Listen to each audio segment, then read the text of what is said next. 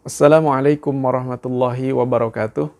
Alhamdulillahi wa kafa wassalatu wassalamu ala nabiyyinal mustafa sayyidina Muhammadin wa ala alihi wa ashabihi ahli sidqi wal wafa amma ba'du. Rekan-rekan yang dirahmati Allah Subhanahu wa taala, bersyukur kita pada Allah Subhanahu wa taala.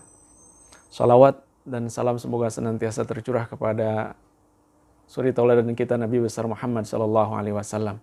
Alhamdulillah, pada kesempatan ini kita bisa bertemu lagi dalam lanjutan kajian kitab Ta'limul Muta'allim.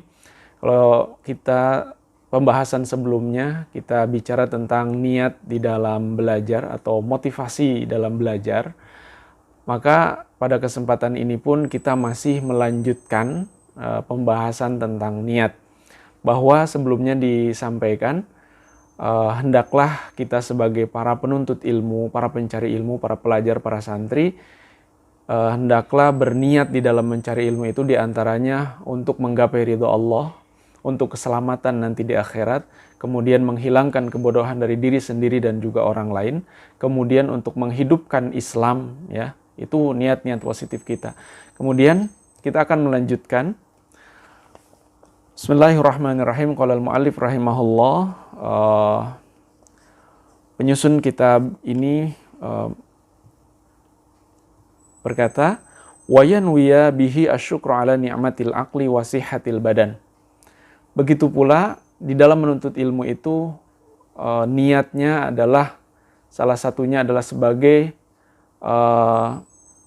rasa syukur kita kepada Allah Subhanahu wa taala atas nikmat akal yang telah diberikan kepada kita dan juga nikmat sehatnya badan, ya. Wala yanwiya bihi iqbalan nasi wala istijlaba hitamid dunya wal karamata inda sultani wa ghairihi. Nah, ini selanjutnya beliau menyampaikan, dan di dalam belajar itu kita tidak boleh, terlarang kita mempunyai niat yang pertama untuk mencari pengaruh, ya. Itu tidak boleh. Seorang penuntut ilmu, saya mencari ilmu ini, saya gigih dalam mencari ilmu itu biar saya punya pengaruh di hadapan orang lain. Kemudian yang kedua, dan tidak pula untuk mencari harta dunia, ya. Kita tidak boleh mencari ilmu itu niatnya untuk mencari harta, untuk mencari harta dunia. Kenapa? Karena, ya, kalau kita niat mencari harta dunia, maka kemungkinan gitu, dengan ilmu ini kita akan menghalalkan berbagai macam cara, ya, untuk menggapai harta yang kita inginkan. Tapi kalau kita niatnya baik, maka harta itu nanti akan mengikuti kita, ya. Kemudian selanjutnya, tidak boleh kita menuntut ilmu itu niatnya untuk mencari kehormatan, pengen dihormati oleh orang lain, pengen diagung-agungkan oleh orang lain, pengen dielu-elukan oleh orang lain, ya. Atau pengen mendapat kehormatan di depan pemimpin atau yang lainnya, ya. Itu tidak boleh. Selanjutnya, qala Muhammad ibn al-Hasan rahimahullahu ta'ala, Syekh Muhammad ibnu Hasan rahimahullah ta'ala berkata, "Lau kana an-nasu kulluhum abidi la'ataqtuhum, ya, la'ataqtuhum wa tabarra'tu an walaihim. Wa man wajada ladzatal ilmi wal amali bihi qallama yarghabu fima 'indan nas." Syekh Muhammad ibnu Hasan rahimahullah ta'ala berkata, andaikan seluruh manusia menjadi budakku, niscaya aku merdekakan seluruhnya, dan aku akan bebaskan diriku dari waris wala mereka.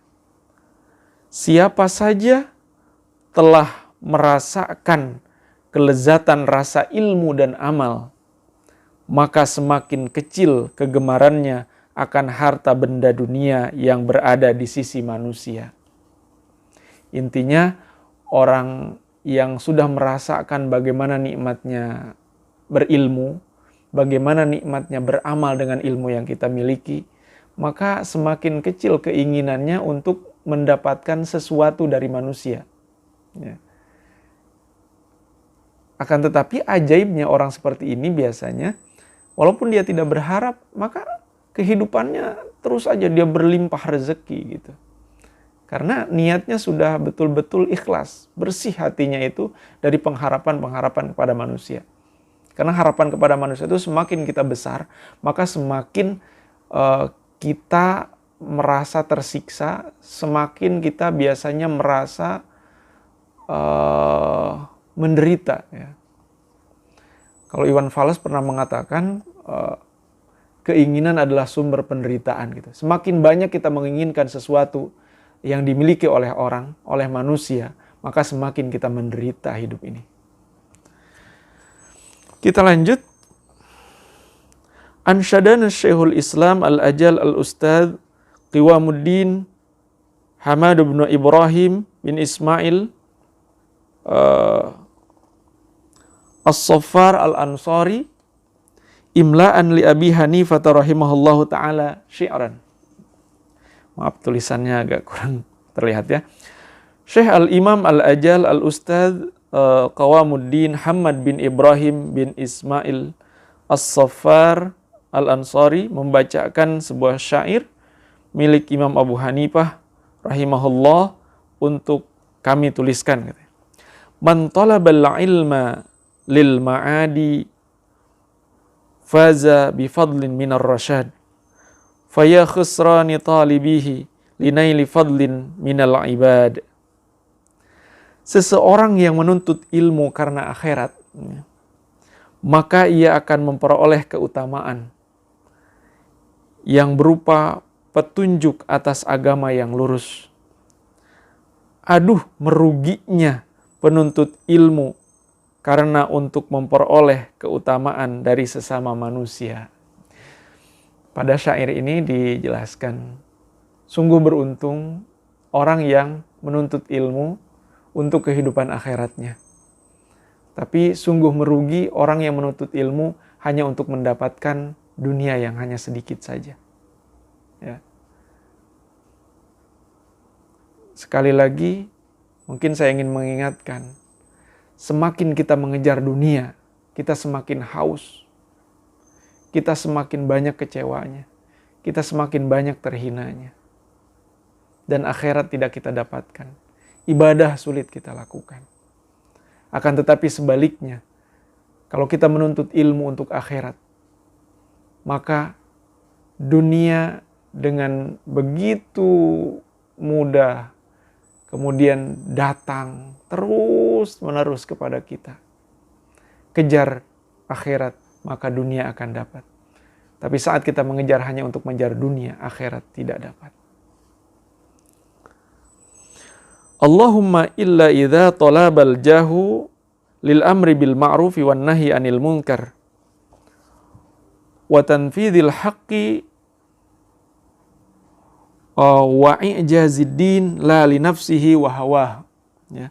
Fayajuzu dzalika biqadri ma yuqimu bihil amra bil ma'ruf wan nahya anil munkar.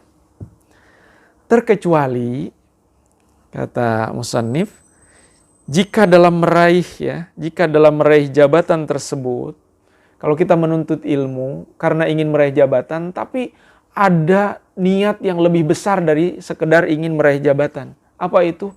Misalkan, saya menuntut ilmu ini biar saya bisa punya ilmu dalam memimpin, kemudian saya mendapat jabatan, dan dengan jabatan itu saya akan melakukan amar ma'ruf nahi munkar dengan lebih baik, dengan lebih mudah karena saya menjadi seorang pemimpin misalkan. Tujuannya lebih besar dibandingkan dengan sekedar jabatan. Tapi untuk amar ma'ruf nahi munkar dan juga untuk meluhurkan agama, mengangkat kebenaran. La li nafsihi wa hawahu, ya. Bukan untuk kepentingan diri sendiri dan juga untuk kepentingan hawa nafsunya. Fayajuzu dzalika. Maka hal itu diperbolehkan. Sekali lagi, kalau kita menuntut ilmu, pengen dengan ilmu kita ini untuk meraih menjadi seorang pemimpin, untuk meraih sebuah kekuasaan. Tapi kekuasaan itu bukan akhir dari tujuan dia. Tapi dengan kekuasaan itu dia bisa lebih mudah melakukan amar ma'ruf nahi munkar, bisa lebih mudah untuk mengangkat agama ini menjadi dihormati oleh orang lain, oleh manusia. Kemudian agar dia lebih mudah melakukan kebaikan-kebaikan intinya. Maka itu diperbolehkan, ya. Akan tetapi ya biqadri ma yuqimu bihil amra bil ma'ruf wan nahyi 'anil munkar. Sekedar untuk melakukan kebaikan-kebaikan itu. Jangan ada juga di balik itu untuk memperkaya diri sendiri, untuk lebih pokoknya untuk melakukan misalkan korupsi, kolusi, nepotisme, tidak itu. Jadi sebatas untuk bagaimana dia bisa melakukan kebaikan. Maka itu diperbolehkan niat itu, ya. Barangkali untuk sementara itu saja dulu, ya.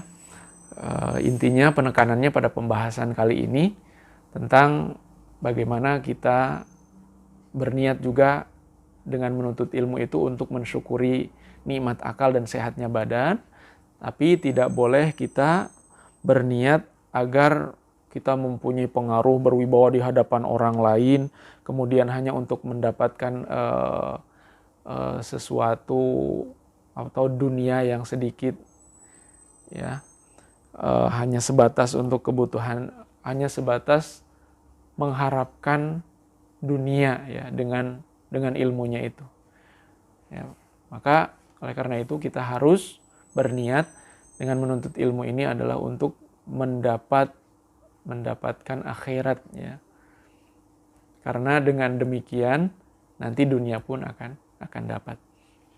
Tapi diperbolehkan kalau hanya sekedar untuk meraih kepemimpinan, dan dengan kepemimpinan itu dia bisa melakukan amar ma'ruf nahi munkar dan melakukan kebaikan yang lebih banyak.